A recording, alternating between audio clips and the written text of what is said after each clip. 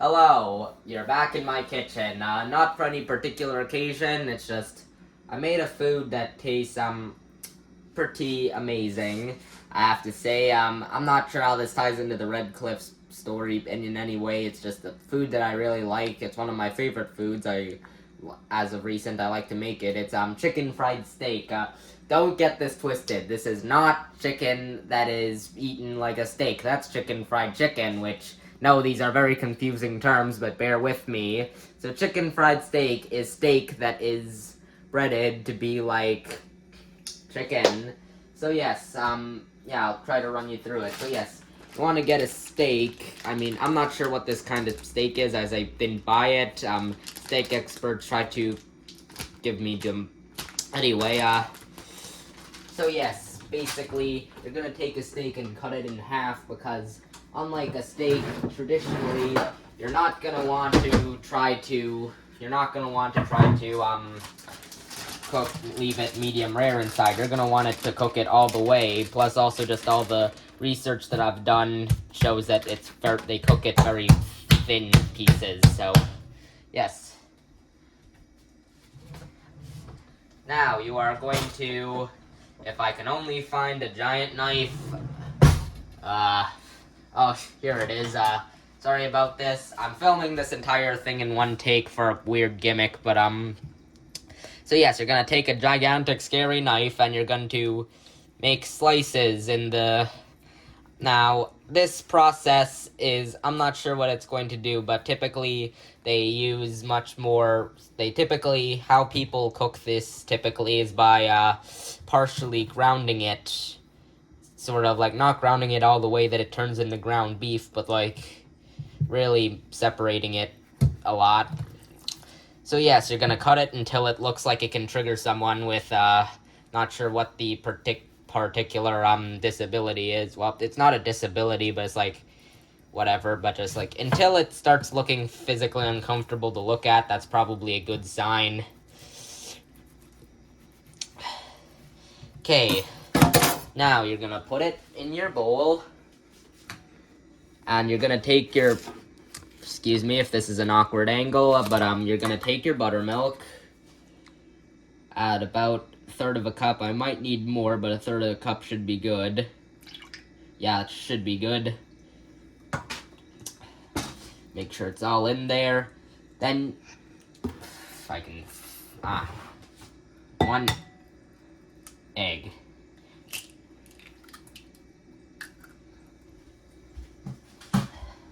Now, I washed my hands, so don't get any weird ideas, but you're gonna mix... In fact, I should probably just... oh well, it's too late to back down. I've already got my hands quite messy, but, yeah, you're going to really get it all nice. Note, you don't... I mean, preferably you can leave this marinating overnight, but I want to eat it quick, so and it's alright if you don't marinate it for super... hindsight, I think I should have whisked the egg more finely in, so I'm just gonna I'm gonna wash my hands and add a pinch more buttermilk in, not too much, but just a bit more to just dilute it so it isn't so much egg.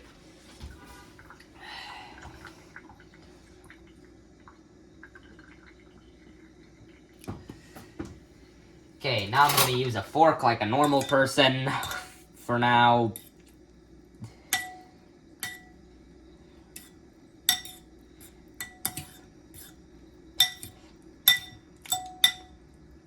Okay, now that should be good. So, you see, this, I made these spices. Sorry, my mom is behind the camera. I made these spices, ahead of time. Now, as it would take too long and too complicated to explain it, I'm just gonna grab the list of spices and I'll tell you what it is. Okay, along with 2 cups of flour, you're gonna need 2/3 tablespoons of salt, I mean, not tablespoons, teaspoons. You know what? Just read the list if you want to. It's the 13 special ingredients. I'll also have the ingredients listed in the description if you want, but, yeah. So, yes. Now, you're gonna take your steak and going to put it in the flour and make sure it's all covered. You're gonna get a lot of goop on your hands, but that's okay, because the goop is the... Okay, I don't know what rhymes with goop that is a positive adjective, but, okay, you might get a bunch of stuff everywhere, or maybe that's just me being clumsy, but, hey, flour is very cheap. I'm sorry if this is triggering anyone, it's just I'm very clumsy, and I'll clean all this up, I promise. Okay, now you're going to send it back into the marinade till it looks very muddy, like this.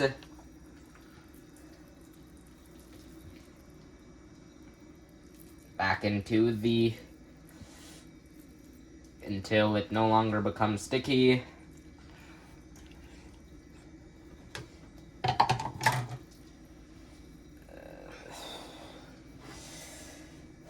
Now, did my research about stuff, but I mostly developed this recipe by myself. And fun fact, I decided to record this video in one take for a weird gimmick.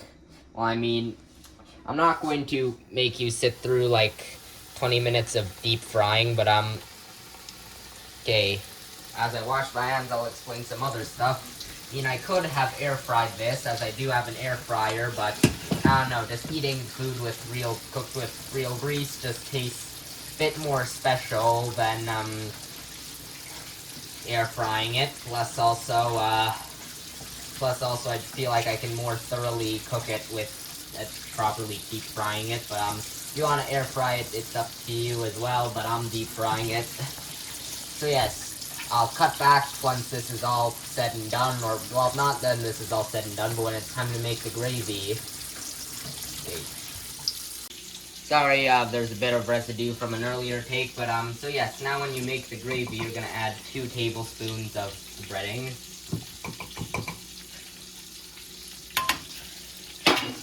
And now the steak should be fully cooked, Now, I'm not sure if this is fully cooked or not, because typically, whenever I make any kind of stuff, it ends up brown like this, but, hey, it's a steak, and you should be able to eat it, rare, and people eat that kind of stuff rare, so, if I can only scoop up a bit of oil, you'll need, let's say, 4 spoons of the oil, maybe a few more for good measure.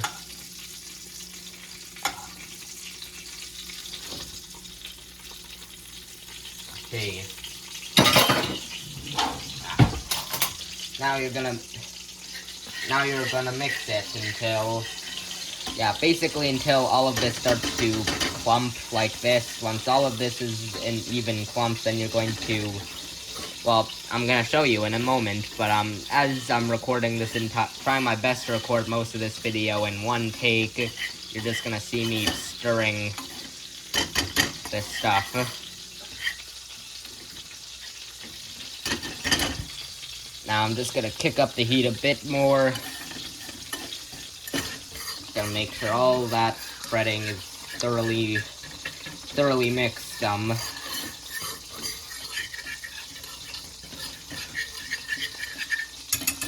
Okay. Now we're going to add some milk.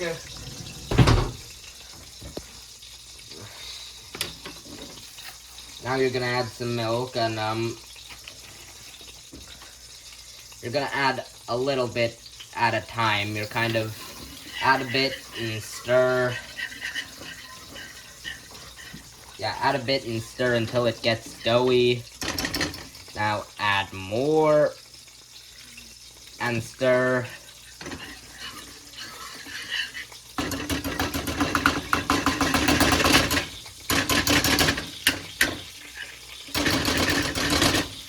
Okay, I'll need to get this piece out to the best of my ability. Okay, now we stir, stir, stir. Once it starts getting doughy, that's a good sign. Okay, now...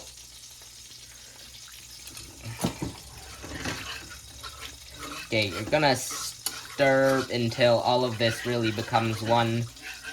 Let me just smell that. Smells quite good until it solidifies into one.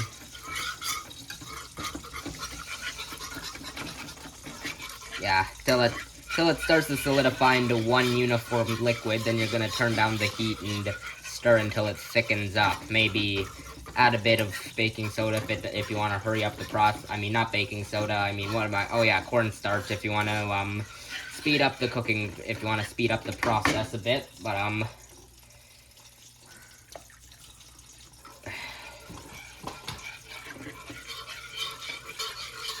ready.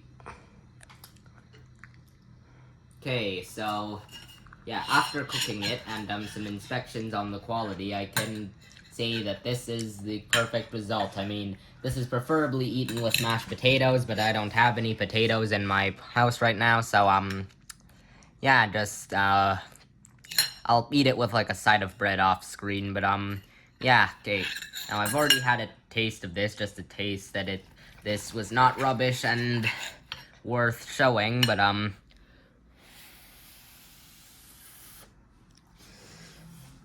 hot.